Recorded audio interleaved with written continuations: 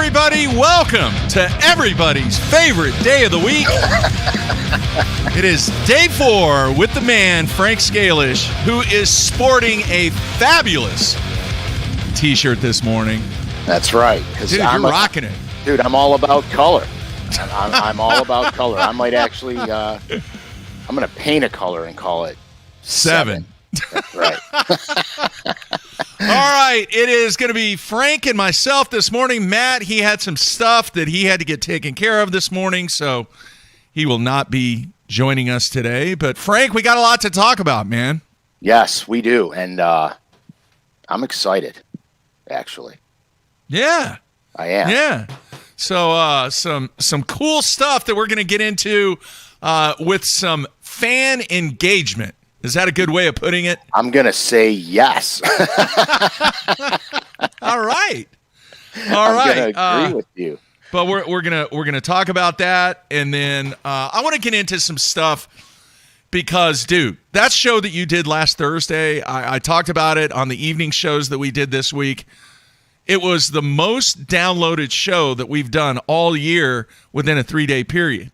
I mean, you knocked it out of the park. There were over 10,000 downloads just on that one particular show.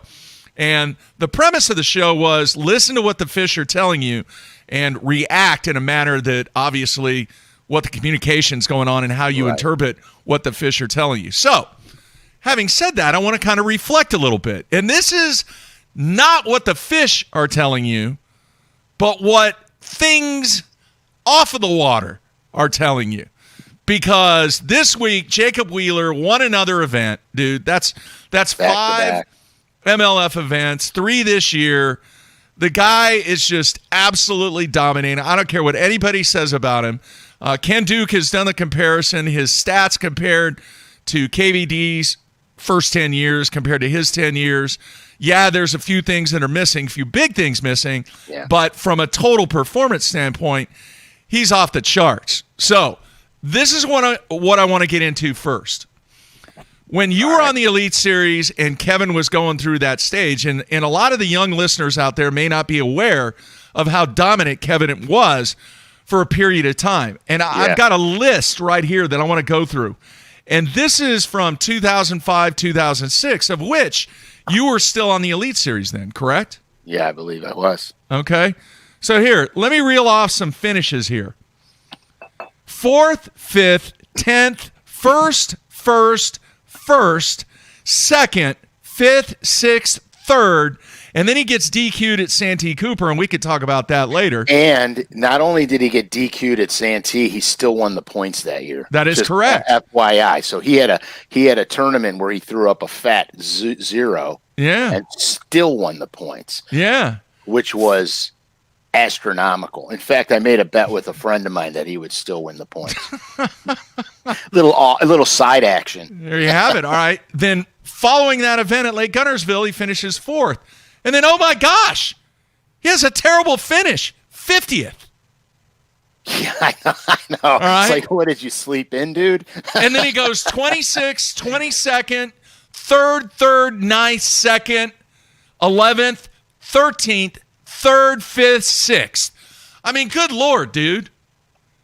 Yeah, that's pretty dominating right there. It was ridiculous. So my question is, when that furious performance was taking place with KVD, what were you thinking, and what was that telling you, or did you not even worry about it, and it was, I got to focus on what Frank needs to do? Yeah, I mean, I never worried about what other guys were doing. I always focused on what I was catching and how I was catching it. I was happy for Kevin. We became fast friends, and I was happy for him. Obviously, I would have been much happier for myself if I was having the terror of hell. But, I never really worried about it because at the end of the day, I got to catch my fish my way. And it never bothered me. But I know factually, because I was obviously there, there were guys that were just tore up over it. I mean, they were like, Why? Why? Elaborate without giving names. We don't want names. I can't give names, but like they just felt like they had no chance. You know what I mean? And so they defeated themselves before they ever got on the water. It's like, well, I know I'm fishing for second, or I know I'm fishing for a top 10 or a top 20, and that's a very defeatist attitude when you're fishing, because if you set a goal to finish in 20th place in every tournament, you're probably not going to finish in the top 30 in every tournament. Conversely, if you set a goal to finish in 40th in every tournament, you're probably never going to sniff a check. That's just the way it goes. So I kind of got tunnel vision where I just didn't care. You know what I mean? It's not that I didn't care the history that was going on then, because everybody knew it was history and groundbreaking. But I never worry about other people's fishing. I only worried about myself. There were guys out there that tore themselves up over this, and I was like, what do you care? You know what I mean? Just go catch fish. And they just couldn't get over it. They just couldn't get over it. I remember some of the performances that he had on Kentucky Lake, and that was kind of, a little bit later after that, where the whole sexy shad thing was coming out. Yeah. There were some, the deep cranking really became, even though it was a thing back in the 70s and early 80s, It was kind of reborn with what Kevin was doing. But I can remember when I was out there on the Elite Series that some of the guys, they were letting what Kevin did affect not only how they were practicing, but what they were doing off the water. Oh, yeah, without a doubt. All right, and this is why I bring this up. And people out there, listen, look, I know we're talking apples and oranges here, Bass and MLF with KVD and Wheeler. But you know what? An apple and an orange, it's still fruit, right? It's still fruit. It's still competitive fishing at the highest level for that particular format. Correct. That's correct. And what Wheeler is doing is absolutely incredible. I don't care how much of a hater, somebody that likes MLF, it doesn't matter. No, you have to recognize greatness, and that's what he is doing right now. So the reason I bring this up, Frank, is how many of the weekend guys, how many of the guys and girls that are out there watching and listening now, they get defeated because maybe you have that team of Jones and Smith every time you go fish the weekend team trail. You're like, oh my gosh, Jones and Smith are here. Well, I'm just fishing for a second. Yeah, and I experienced that with a team partner of mine that I used to fish the elites with. You remember Paul Horosky? Oh yeah. When I stopped fishing Bassmasters, Paul had been out of it for a couple of years prior to that, and then and Paul and I are really good friends, and so he's like, hey, you want to be an alternate? Blah blah blah. So I'm like, yeah, sure, man, whatever. I'm not really doing tournaments locally, but if you need an alternate, I'm in. So we fished several tournaments together, and truth be told, they were all in Paul's neck of the woods. So he did a lot more of the homework than I did. I only got to pre-fish for a couple of them. And, I think we won 2 or 3 of them, took a second, took a third, and then everybody started having a conniption fit. So I just quit going there. It wasn't because of me. You got to understand, it wasn't because of me. It was our team. And Paul's a fantastic fisherman. Yeah.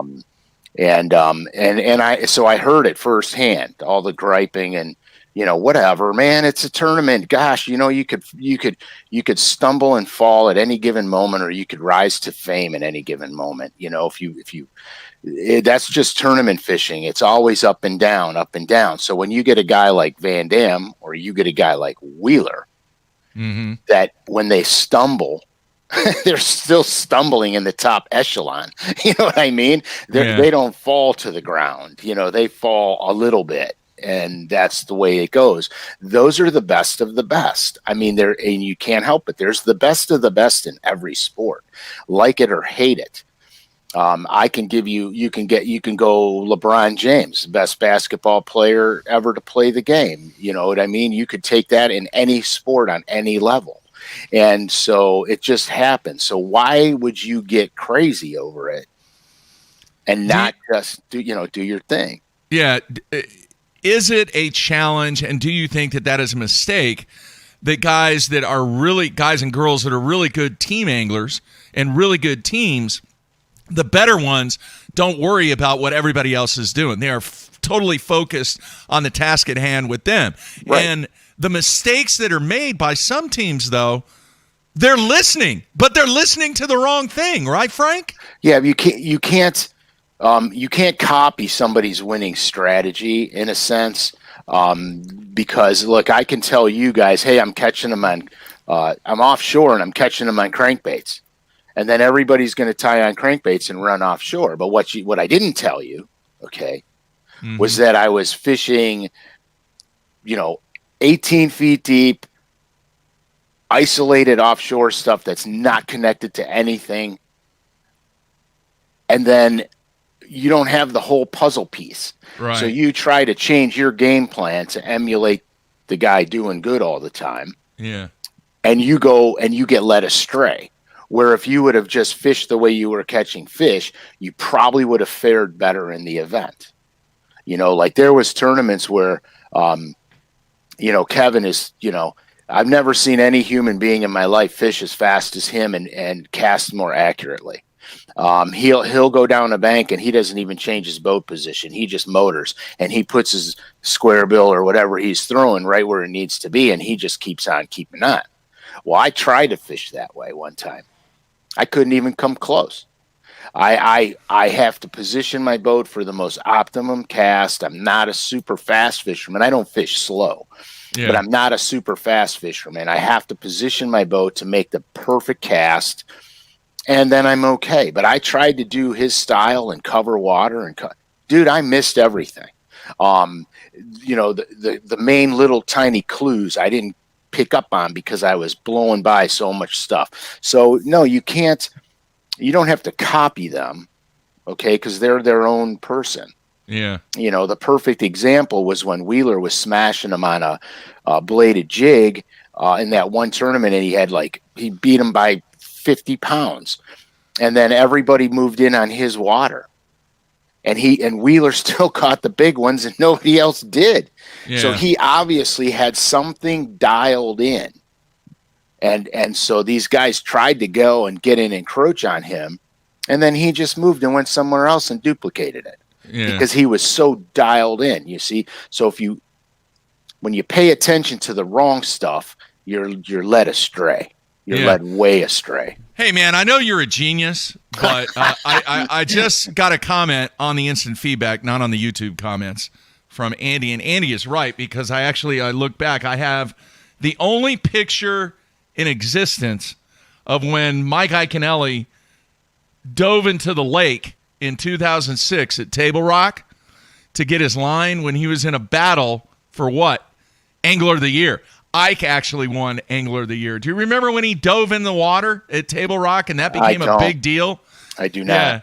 Yeah. He was hooked up and the line broke and he actually dove in the water. Now there's video of it, but I was the only camera boat that was on that when that event took place on Table Rock back in 2006. So Kevin did not win Angler of the Year. I think it was either the year before or year after. I don't know. My bad. But the fact of the matter is, I just reeled off about 20, 25 places where the dude was in the top 10 85% of the time. Yeah. Now, let me ask you this, all right? Obviously, back in the early 2000s, the influence and the exposure that anglers have today that was different when Kevin went on that just amazing run back in 2005, 2006.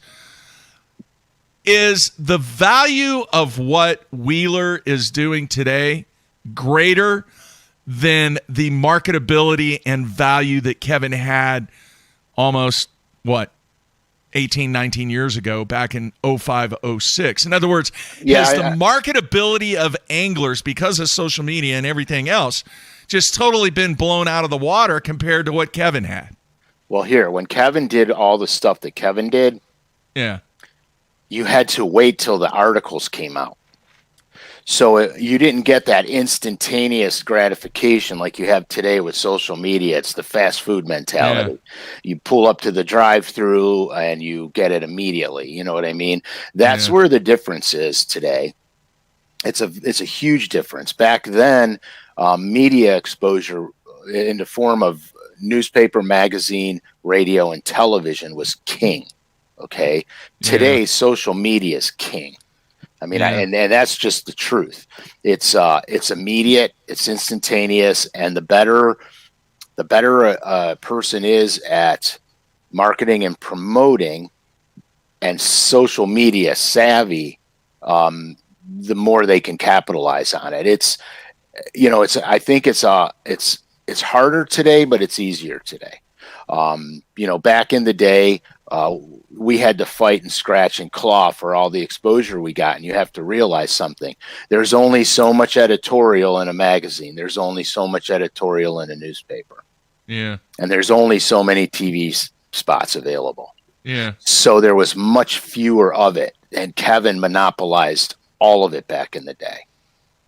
Today with social media, there's tons of it. And all these anglers can get a lot of publicity at the same time, and that's not how it was back in the day. So I think it was harder to get that kind of exposure back in the day. The value of it, they're equally valuable, because anytime your cost per thousands goes down, your value goes up to an advertiser, sponsor. Yeah. Hey, Brian wants to know on the YouTube comments if there were any other bass content on XM radio other than BTL back in the day, and the answer is no. That was way before the Sirius / XM merger or Sirius buying XM took place. It was XM, and they were the only ones really that had any type of outdoor content on either one of the satellite networks. Then when the merger happened, that's when we went the digital route, because they wanted us. I don't know if I ever told you this, Frank. They wanted $20,000 from us. XM was paying us, and Sirius said, no. You got to pay us $20,000 if you want to keep this going. Okay, sounds like a great deal. That's when I cut the cord, and Matt and I decided to go with the this whole new digital route, not YouTube. I was an idiot for not doing the YouTube thing, but it is what it is. But I think it's very important that as we get older and the next generation of people, boys and girls that are fishing this game, it's not being old school. It's not anything like that. It's understanding the importance and the achievement that the initials KVD has really conquered in this industry, not just on the water, but off the water too. It's kind of like when you and I mean, we're kind of the same age, Frank. It's when we were younger, and who did we admire? And we had very little information. We had the Outdoor Block on TNN, and we had Bassmaster Magazine, and that was pretty much it. But Hank Parker, Larry Nixon, Rick Clunn, we embraced what those guys were doing. And just my opinion, I don't think the younger anglers of today really embrace the seasoned veteran anglers like we did when we were younger. I think it's all about the now. And I think there's something lost there. Well, it is about the now. It's social media. That's how social media works. It's what have you done for me lately? It's not, if you like, if with Instagram, if I don't post enough, I lose followers. When I post, I gain followers. So it's all instantaneous. And so, consequently, what happens is you're always you're always on the move. You can't be stagnant. Back in the day, heroes were made. Like, people don't understand when Bassmasters originated. Okay, the Classic made the heroes. The Bassmaster Classic made the heroes. All right, with Bob Cobb, and they're catching bass. You know what I mean? You know the drill. And so that made the heroes. And so with the formats of today, as the tournament game expanded and there became more offshoots of the tournament game, things get, I don't want to say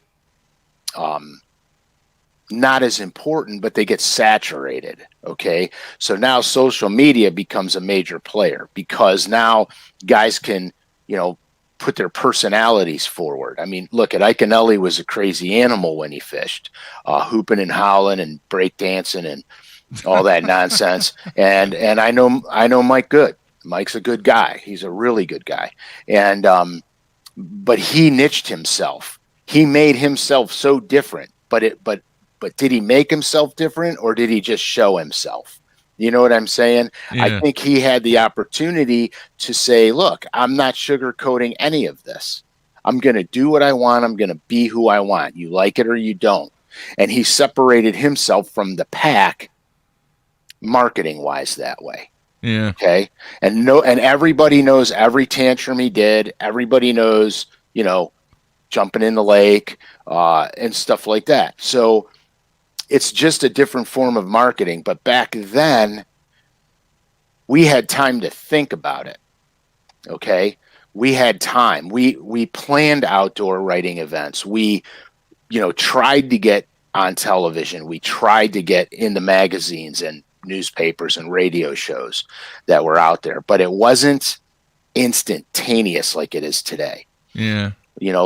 Like Frankie calls me the other day. He goes, Wheeler's in 10th place.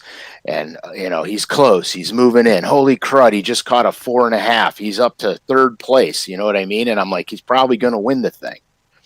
He's catching smallmouths. You have more of an opportunity on the smallmouth game to catch a bunch in a row when they're schooled up as you do shallow fishing for largemouth, because you have to cover tons of water. So law of averages. Pull up on one smallmouth spot, there's 15 bass there, you're probably going to catch 10 of them. Mm-hmm. You follow me? You go largemouth fishing, how many acres of water do you got to catch to put your bait in front of 15?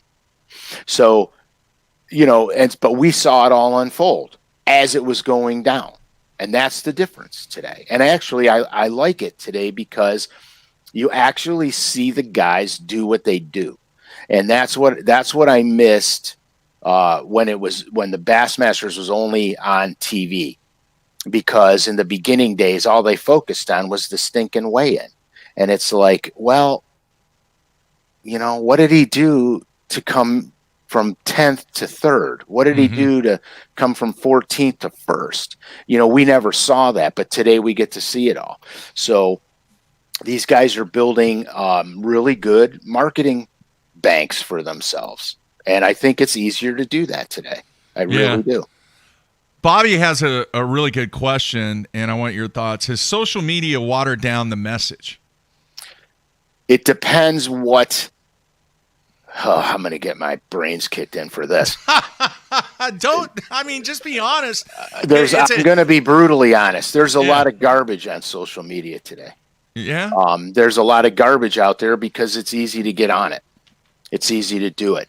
Day 4, okay, I made a promise that I would never go garbage, that it would always be truthful and honest.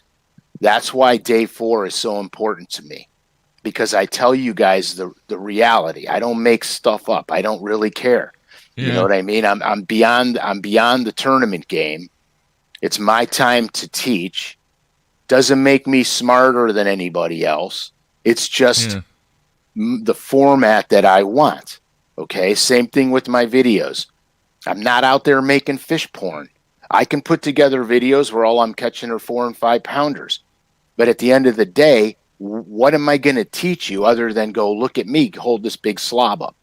You follow me? So everything I do has an instructional component behind it. Okay. That's just how I'm marketing it. That's just what I want. I don't want to go out and make these grandiose videos. And then what? I'm just another dude catching fish on social media. And then where am I at? Yeah. So I believe it's saturated. I mean, there's dude, my youngest is on YouTube all dang day watching everybody fishing on the social media stuff, that and baseball. And I'm like, dude, put on my show.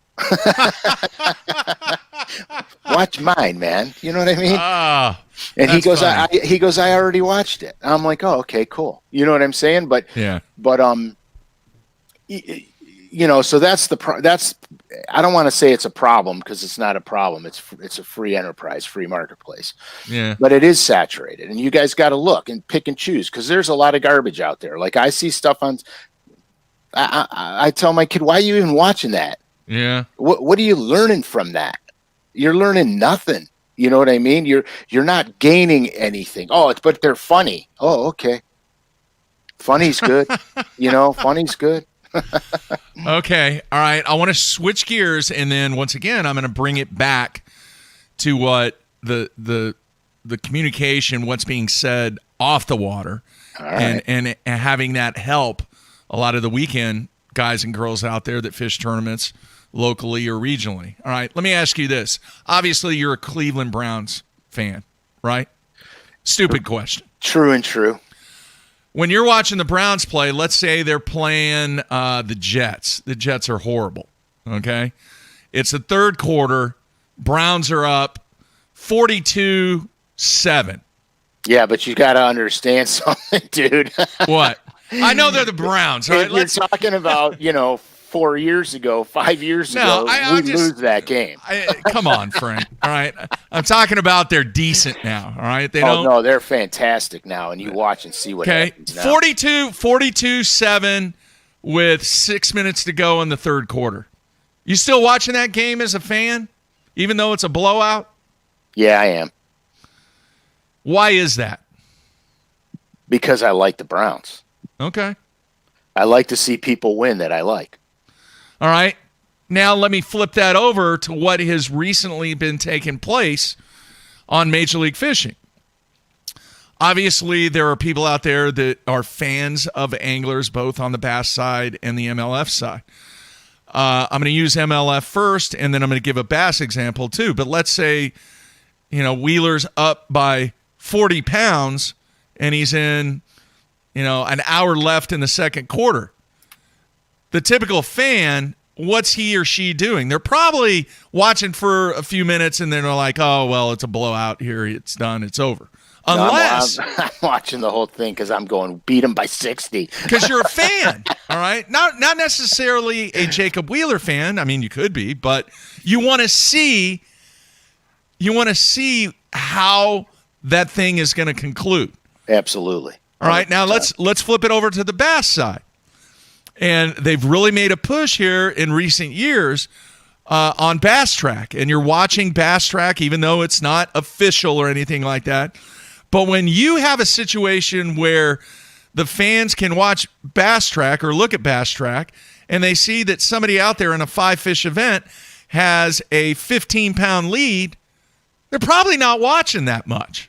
In other words, they either are a true fan like you are for the Browns because they want to see Gerald Swindle, crush it and finally win his first blue trophy, or they were wanting to watch, Chris Zaldane or whoever it is, Drew Cook, and pick up on anything that he does for that remaining 3 hours or whatever. But you kind of answered it yourself by saying, hey, look, yeah, I'm a Browns fan. I'm still going to watch. Right. For a number of reasons. There have been many arguments, premises stated that because there are blowouts that people stop watching.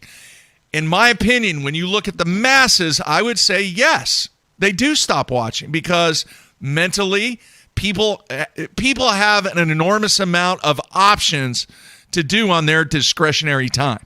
Oh, 100%. But Okay. you know what the thing is, though, is that they may not stop watching, but they may not be as glued to it. Right. They'll have it on in the background while they're doing something else just to hear the weights and who's gaining on who and who's doing what. Yeah. Blowouts are a weird thing. My wife's a Notre Dame fan. I went to Ohio State. She went to Notre Dame.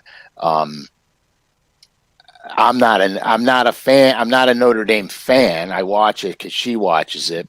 But when Notre Dame's blowing a team out, I'm like, what else do we got to see here? You know what I mean?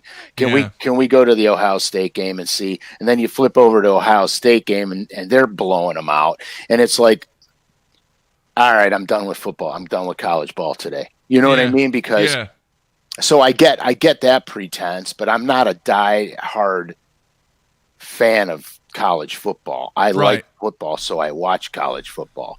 That's the difference. If I was a die-hard fan, I would watch the game to the beginning to the end, just like I do the Browns, even when they're getting their brains spanked out.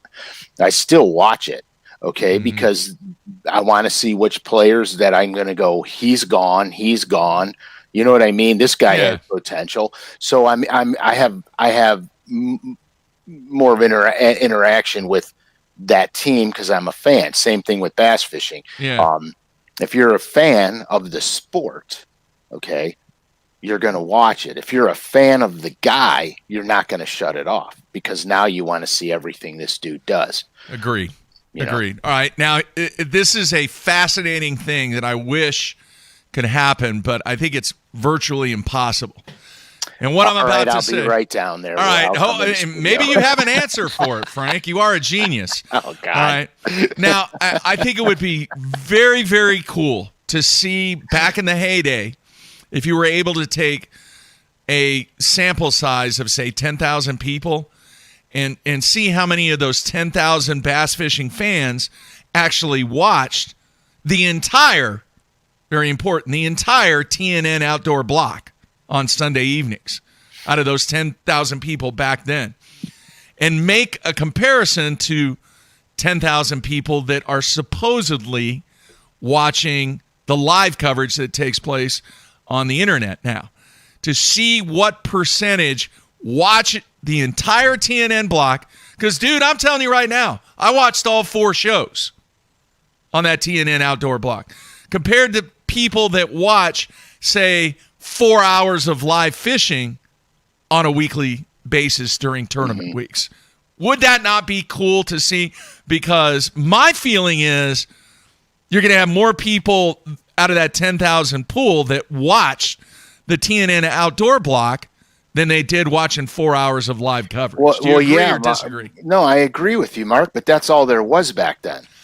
I know, but so they were captive. It was a captive audience. That is a great point, Frank, because the repetitiveness of what is available now from a live perspective, it gets pretty repetitive.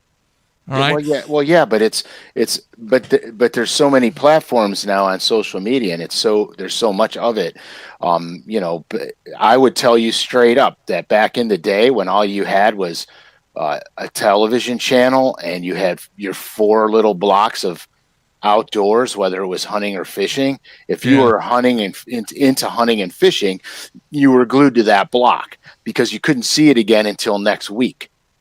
Okay, and back then you couldn't even record them, so you miss it. Today, if you miss it, you just watch it later. You know what I mean. So there's no urgency. The urgency is gone. But I think if you're a fan today and you're watching this stuff live and you're glued to it, you're a fan, dude. I agree. There's no ifs, ands, or buts about it. You're a fan. I think the social media platform is great. I call it good and evil. You know what I mean? It's good and evil. There's really good content out there and there's really crappy content out there. You guys, as somebody watching the content, you could chafe through the mess. I mean, you could figure it out. You're not an ignorant audience. You can figure it out. So the good stuff always rises to the top. That's just the way it goes in any business, in any form of life. All right. So now where I'm going with this, eventually, I'm almost, because I said to the top. I'm almost there, Frank. I'm almost over the screen here. I'm pushing you. Okay. Now listen, from a fan perspective, help us fans, and I'm including myself here because, I'm a fan and, I fish, but I don't fish that many tournaments anymore. It's a rarity, except the old man tournament every now and then that we get involved with. But what advice can you give people for actually applying, and hear me out on this, applying so much saturation and information that people have available for them today, how can they really concentrate and pinpoint and not trying to physically duplicate what they're seeing? In other words, they're trying to do something that is really not in their game, or it's not part of the characteristics of the body of water that they're trying to fish. In other words, they see something, they go out, they try to repeat it, but the circumstances and the conditions are totally different, and they end up failing. But I think you're saying a couple different things, I think. Okay. If you're a student of the game, let's not say to the tournament game, let's just say fishing. You want to be a better fisherman. Okay. It's very important to watch people that have the experience, that are telling you the truth, okay, and gaining that knowledge. Now, if I talked about Carolina rigging in the middle of the winter, obviously it's not applicable. It's right. Winter. You know what I mean? Mm-hmm. Your lake makeup might be different than another lake makeup, but there's always nuances to every lake. And there's always, when we talk about how to catch a fish or pay attention to the fish or whatever we talk about, okay, it's always going to be applicable on your lake at some given time. And if it's not going to be, if I'm talking about a technique that's not going to be, okay, I say this is for a grass lake only, or this is for a pure structure fishing lake. That's how you decipher through what's going on. If you're taking information that somebody's telling you on fishing and you're applying it in all the wrong conditions, then you're not paying attention to what they're telling you. I mean, that's as easy as I can put it. All right. So basically, they're listening, but they're not listening to the right information. Well, right. They're not applying it in the right condition. And that's not the person on social media telling you how to flick shake in the grass. That's right. That's the guy who goes, I'm going to go do that, and there's no grass.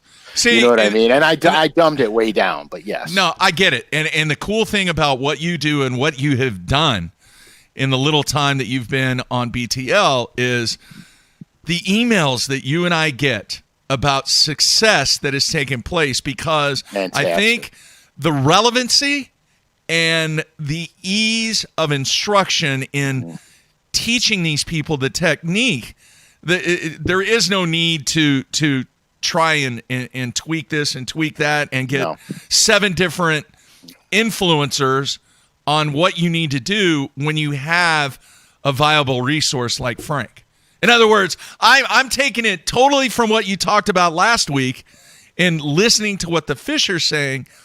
Listen to the right stuff that is off the water, that's going to help you when you get to the lake. Right. Exactly. I mean, and that's all the videos I do are predicated on that theory. Yeah.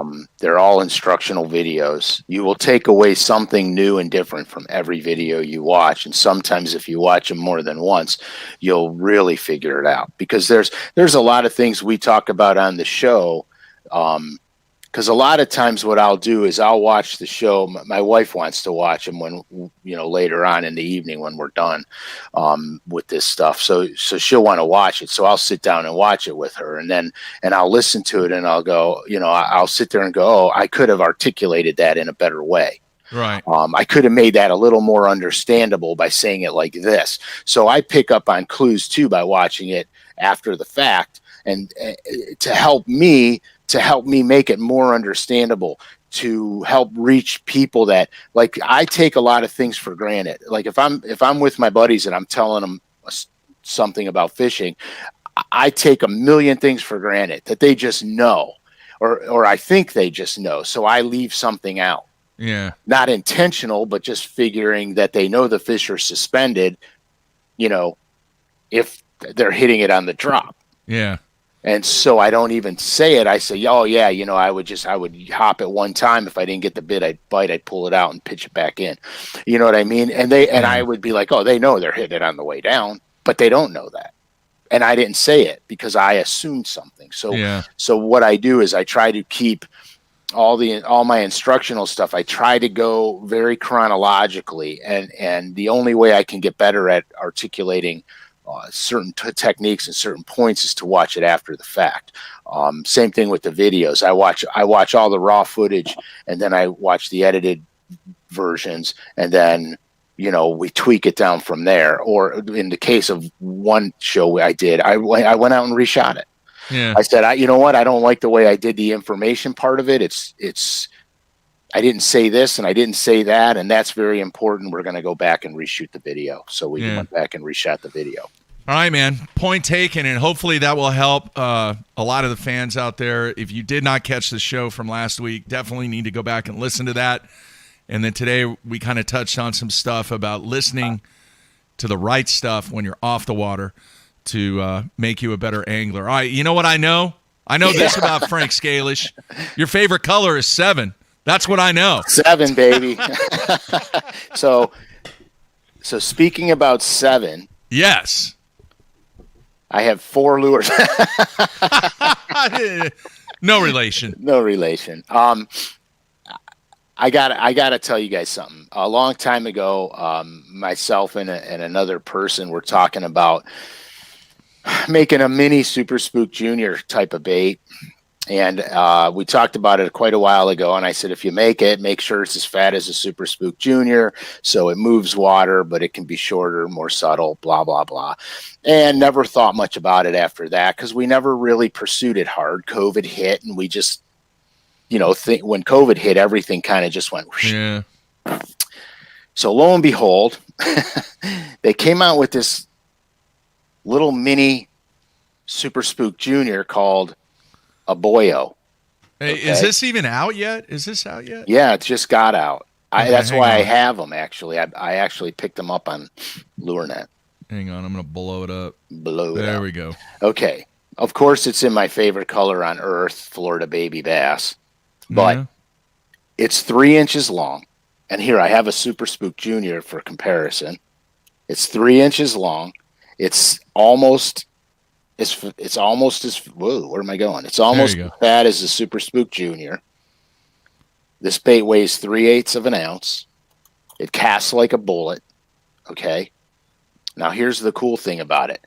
The colors in this bait are crazy good colors. All right. Here's the saltwater version. This is called Sweet Tooth. Okay. I really like that color a lot. That's very shady looking to me. That's cool. And don't forget, the bass are going to see it upside down. Right. So when it rolls, when they walk it, they get this flash of silver because of the mirror inside and because of the silver on the back. The silver on the back shines through from the bottom, plus the mirror flash. Okay. And you got that little bit of purpley pink pearls in there. Okay. Very cool color. Okay. Then they got another color called Perch Ring. All right, which has the yellow head but the orange chin. It also has a little mirror in the back. It's got a nice gray pearl with metal flake back on it. Now, keep in mind, these baits, they're 3 inches long, but they're, let me see. Yeah, there we go. They're 3 inches long, but they're fat. Okay, so they'll walk really good. They have a ton of colors in them. This is Okie Shad, white belly, mirror inside, blue and pink pearl on the back, on the sides, and a chartreuse back. Okay, those are just a couple of the colors. I think there's like 13 colors in the thing. Okay. So here's what I want to do because here because I personally have not fished this lure yet. Okay. Okay. I have not. I just literally got them 2 days ago. And when I got them, I was nervous because I'm like, it better not be too thin. If it's too thin, it's not going to. Well, when I got them, I was pleasantly surprised because it's a little fatter bodied short plug. So here's what I want to do because I have never fished it yet. So I am going to fish this thing because I I think it has the perfect application for a few situations that I've encountered. Okay. So here's what I want to do. Now, you have to understand something. This is coming from me and me alone, okay? I want to do, God, am I going to get in trouble? I want to do a photo contest with this lure, okay? Okay. And here's the premise. What's the whiff'em? What's the whiff'em? What the heck is a whiff'em? What's in it for me, man? What's in it for me? With the whiff'em. You? What's in it for you? No, I'm talking about the fans. Well, what's in it for the fans Yeah. is you are going to win, because this is going to be a contest. So you're going to win. You're going to win 3 Boyos, okay? You're going to win 6 of my favorite crankbaits in my favorite colors. Wow. And you're going to get a hand-painted bait by me, a personal hand-painted bait painted by me, okay? I could sign the bait for you or not sign the bait for you. When you win, we will discuss what you need, okay, for that particular part of this puzzle. Now, here's the rule. There's a rule. There's always a rule, guys. There's a rule. Okay. One photo per person. That's okay? it. That's it. You have to DM me on my Instagram and follow me, okay? So I can get your DM. And then your photo, I want it to be lifestyle-ish, so it has to be creative or funny, okay? And because I have a small sense of humor. Okay. Sometimes people don't understand it, but it's in there. And now here's the important part. This contest will start today, giving you time to get on LureNet and pick up one of these things, or 2 of them, or 12 of them. I don't care how many you buy. Okay. And it will go to September 9th. So your photos have to be in by September 9th, Thursday, September 9th. All right. And then the following Thursday, I'll announce who won it. Okay? All right. So just to be crystal clear on this, the photos, you're looking for creativeness. All right. They could be fish catches. They could be something else. Yes. Just it has to be focused around the bait. The Super Spook Boyo. Okay. I have not fished it. I will also take some pictures and maybe a video. And then the day that I announce the winner, I will show on Bass Talk Live some of my experiences with this thing. Okay. Because I'm going to be honest with you guys, I haven't thrown it yet. All right? But I like it. And so I want to experiment with it, but since I want to be fair, I'm going to do this with you guys, okay? I'm going to fish it, I'm going to experiment with it, and we're just going to make a contest out of it. Now, there's only going to be one winner, because I'm not going to hand paint crankbaits for 500 people. So there's only going to be one winner. Hey, I think they're more intrigued about the 6 crankbaits that they're going to get. They will be my personal favorites. That's like gold.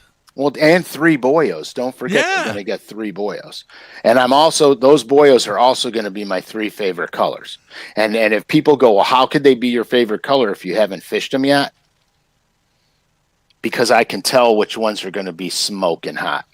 Okay? Well, and you'll get a chance to fish it before September 9th, too. 100%, dude. Yeah, I'm going to wear the paint off of these things. So that's what it is. From today, your photos have to be in by the 9th. The show after the 9th, I'll announce the winner. Mm-hmm. I will contact you personally and discuss if you want an autograph on the hand-painted crankbait, or if you're going to be smart and actually fish it. Do you want me to help you out on this? And, Yeah, and I'm would not you help trying me to out? Well, the thing about it is you do have some people out there like myself that do not have an Instagram account. If they do not have an Instagram account, can they still submit an email photo to me, and then I can forward it on to you? How about that? 100%.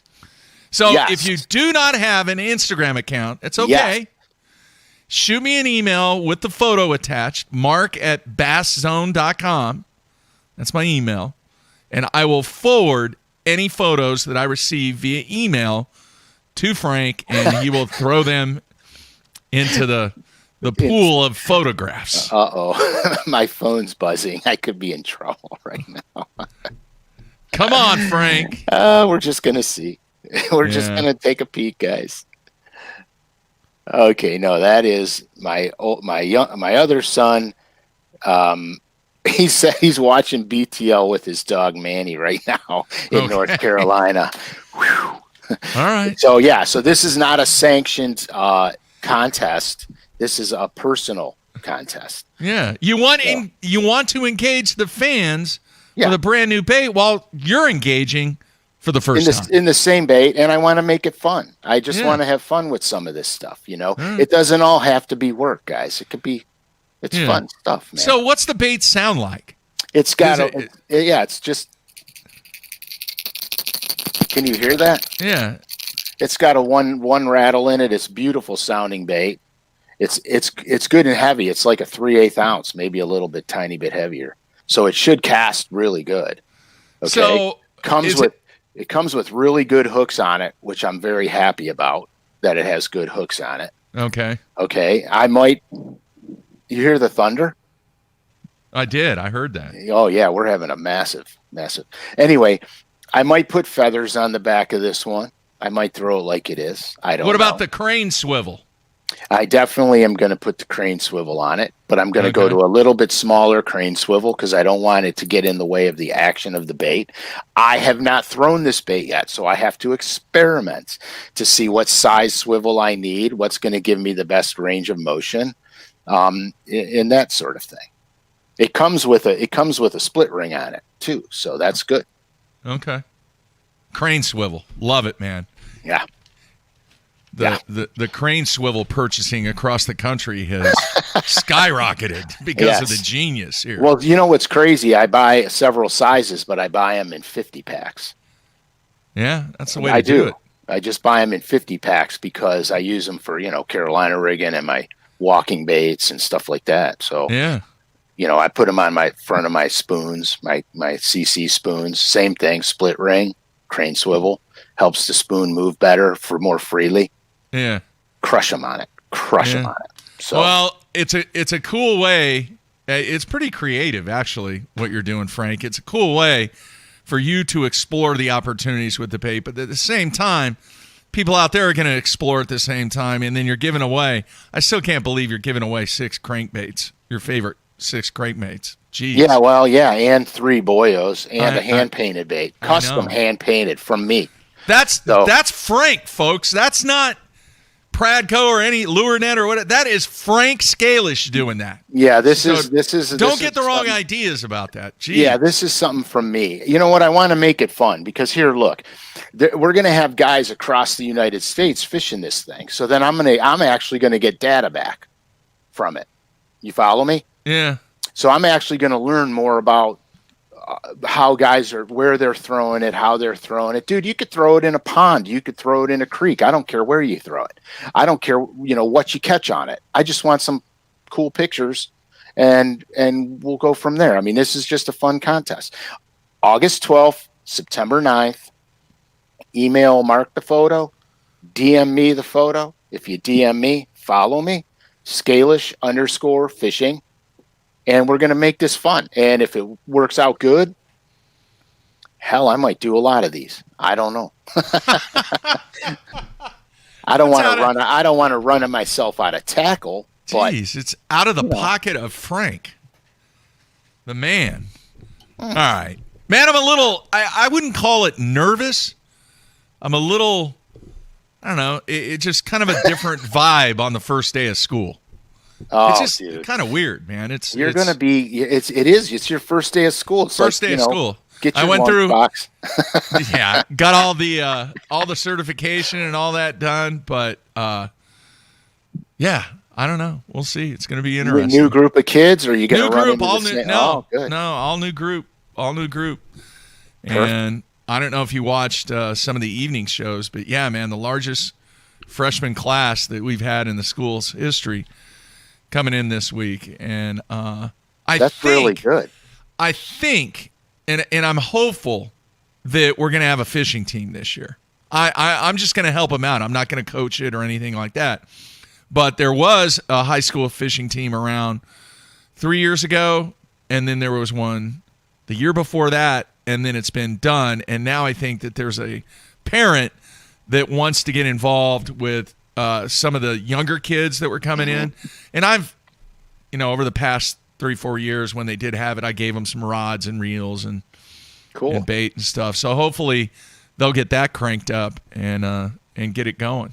Yeah, you got to be careful, dude. You got a lot going on. No, that's part of dude. That's part of the BTL reason why they asked me to get involved with it. I was like, look, I just don't have the time, but I'll be more than happy to give you guys some rods and reels and soft plastics and whatever I can do to help out. Yeah, I'll do that. But that's fantastic. That's fantastic. We'll see. It's good to get the kids into it, and some of the parents definitely going to get involved with that. So we'll see what happens. It's a cool thing. They never had this stuff when I was growing up, so I had to always cut school to go fishing. That's funny. Hey, one of the things I have 2 bass related things in my classroom. Okay, one is a photo of KVD that I took when he won at Grand Lake, and I don't remember what year it was, 08, maybe 07, something like that. And it was when he was giving his boat away one of the times after the season was over. And he's holding up the old blue trophy that says, "Win my boat." And this thing is massive. It's like 6 feet by 3 feet. And it's funny because kids always look at that and they go, "Who is that? Well, what's that guy doing? Who is that?" Those kids weren't even born yet, dude. And then I have the old school displays where they're in a roll in the bottom, and then you got to pull them up. Okay. Do you remember those? They're little displays. Well, you pull up the thing, and it's Gerald Swindle back in the yellow Toyota days. Oh my gosh! Yeah. Long time ago. And it's got Gerald Swindle on there. So yeah, I have those 2 things in there, and we talk a little bit about, or at least we did last year. I don't know what I'll talk about this year, depending on the group. But we talked a little bit of fishing and the whole media and finances and all kinds of other things that I'm trying to teach these kids. Right. I mean, you could incorporate a lot of learning through this industry. Business sense, ethics. Yeah. There's a lot of roads you can go down. Yeah. Fishing has a lot of legs to it. I love this sport. Every time I catch a fish is as exciting as the first time I ever caught one. I just absolutely love it. I mean, it's goofy. It's a strange addiction. Hey, somebody wanted to know if I gave homework on the first day of school. The answer is no. Oh, good for you, man. Yeah, homework doesn't start till Monday. I give them a couple days to get acclimated, and You're this year's going to be different because we're going to be doing a lot more live stuff and doing some events live, and you're going to give them a Super Spook Boyo coloring contest. Yeah, make your own colors. I might. I don't know what kids I'm going to have in there, but we'll see. But man, I'm telling you, it's. I've done it totally in reverse, Frank. There's a lot of young people out there over the years that have got involved with teaching and education, and they're like, "Wait a minute, I'm not making any money. I got to go do something else," and they get out. Yeah, that's too bad. And that's what happens. Good teachers are a blessing. Yeah. Teaching our students actually, math and science and history and English is fantastic. Education, you can never be too educated. You can never be overeducated. Yeah. Nobody could ever take that away from you once you become educated. Nobody could take that away from you. They can't take that away from you, and they can't take your integrity away from you. And so, They good can take stuff. your money away from you, though. Oh, everybody does. Don't worry about that. Everybody takes that Hey, away. a little sub note here. I was so hacked off. All right. I filed my taxes back in, what was it, March? All right. You say so. I just got a message on the IRS app, Instant portal, feedback. whatever. We are glad to inform you, Mr. Jeffries, that your refund of X amount of dollars will be here on August 16th. Now, do you think they paid me interest? Oh, yes dude, or no? No. Dude, don't even get me started. Just let's not go down this road. There's a few things that when Mark opens the show and says, and we'll talk about anything we feel like whenever we want. Yeah. There's a few things that we'll never start talking about on this show. Yeah. I'm not going to say what they are, but you will never hear me talk about them. So you will. It's all good, man. It's just, it is what it is. By gosh, they want their money, but when they owe you money, they just kind of took their sweet little time there. Yeah, so. that's just how it works. It's all good. You guys, you got to get amped up about Uncle Frank's fishing contest here. Yeah. I want good photos, clean, make them clean. I don't know who's going to see them, so don't be filthy. Make them good photos. And Super Spook Boyo, SCALISH_fishing and or Bass Zone email. Yeah, mark@basszone.com. Send it to me. Speaking of education, folks, there are very few places that you are going to get more education in the game than right here on everybody's favorite day. I'm talking about Thursday. And Frank, you know what I'm excited about? Dude, we're getting close. I know it's still a billion degrees outside, but we are working our way to that fall transition. And, dude, you got to get it on deck. Some fall transition stuff. Oh, we're going to do that. I'm ready, man. I'm ready for it because the winter is one of my favorite times of the year. That first freeze that we have from that point afterwards here in Oklahoma. But I'm going to be honest, I'm not that good at it. Well, we're going to fix that. I'm not that good at it. When the time comes, we're going to fix that. All right. I admire Jim Morton. Do you remember Jim Morton? The guy who made the salt. No. Jim Morton is a dude that won a BASS event on Grand Lake in December on a buzzbait. Oh yeah, 45-degree water temperature. Yep. Good man. Yep. So way to buck tradition. Hey. But that's dude, that's a huge case in point right there about bass don't follow rules all the time. That's a really good case in point about listening to what the fish are telling you. That guy probably was catching them shallow enough to try that. That's how that happened. It wasn't by accident, I promise you. He was probably catching them in 2 to 3, 4 feet of water and said, would they eat a top water now? And probably pitched one out there and got a blow up and went, holy crap. You know what I mean? Yeah. And that's how that probably went down. But he was paying attention to what he was doing and where the fish were located. So I think that's fantastic. Actually, that's super cool. Yeah. Hey, a couple of things real quick, rapid fire, and then we'll close it out. Doug wants to know, do you use a speed clip on jerk baits? Yeah, I do. I actually do use a speed clip on jerk baits. I use a speed clip on all my crankbaits, and I consider a jerk bait a crankbait. The reality of it is I get a little bit more movement out of the jerk bait, and especially if I'm fishing super cold. I have a deep freeze video out on LureNet. It's an older one. It's called Fishing the Deep Freeze, I think. It's a jerkbait video. And the speed clip was paramount for that, because when I would shake the rod tip, because I have a winter technique for fishing these things, and it's on that video, but when I would shake the rod tip, that bait would just sit there and quiver a lot, because it had no restrictions between the split ring and the speed clip. It had zero restrictions. So it really did a little dance in the water, and that was the whole key to the bites, because I would pull the bait down, shake that rod tip, and then doink, and they would just boom, and I'd get them. So, yeah, 100%. All right, Clay wants to know, Frank, is there a night bite on a new moon? I think there's a night bite all the time. to be honest with you. Yeah. You know, new moon, full moon, doesn't matter to me. No moon, it doesn't matter. It's fish are patternable. You just got to figure it out. The bite might be a little bit different, but there's always a night bite, especially in the summertime. Always a night bite. All right. Cool stuff, man. Frank, another great show. Really appreciate your insight. And I'm serious, man. I'm fired up about this, early winter, fall stuff. Because everybody says, look, dude, we are close. You said September 9th. Everybody across the nation will agree with me. If there's anybody that disagrees, you let me know on this one. September, dude, September might be the toughest month across the country to catch fish. Agree or disagree?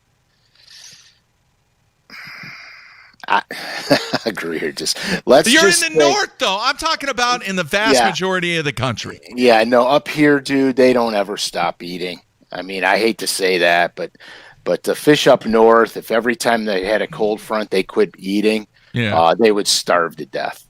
I mean, here, it's been thunderstorming here for 3 days, nonstop. Yeah. Brutal. We had 80-mile-an-hour winds yesterday, at least in some of the areas. Yeah. Heck, a tree branch fell on the roof of my truck when I was driving to the store last night. Jeez. It didn't do too much damage. It being the top of it, the roof. So nobody's going to see it anyway, so I could care less. But but you know what I mean? I mean, it's, the fish don't care. Here they don't care. Yeah, now, September sucks, dude. I've seen them finicky in Florida. Like, Florida freaks me out. Yeah. You get a cold front in Florida, they don't eat because they don't have to, because the next day it's going to be 70 degrees and they can go put the feed bag back on. Yeah. Yeah. All right, man. Well, hey, if anybody else out there doesn't like September, shoot me an email. Let me know your thoughts. I'm going to walk you guys through September, no matter where you live. It's not good. It's not good, except I'm not moving to Cleveland, dude. No, you don't have to. Okay. You don't have to. I'm going to help you out. I promise. I'm going to help you out. All right. Remember, guys, photos, contests, Super Spook Boyo. Yeah. Looking forward to it. I can't wait to see your guys' pictures. All right. Very cool. Great stuff as usual. Hey, if you guys have an idea for a show with Frank. Yeah. Shoot me an email. Yeah, dude. Always. Mark@bassone.com. We're always about doing what the fans want. So that's right. We service the fan.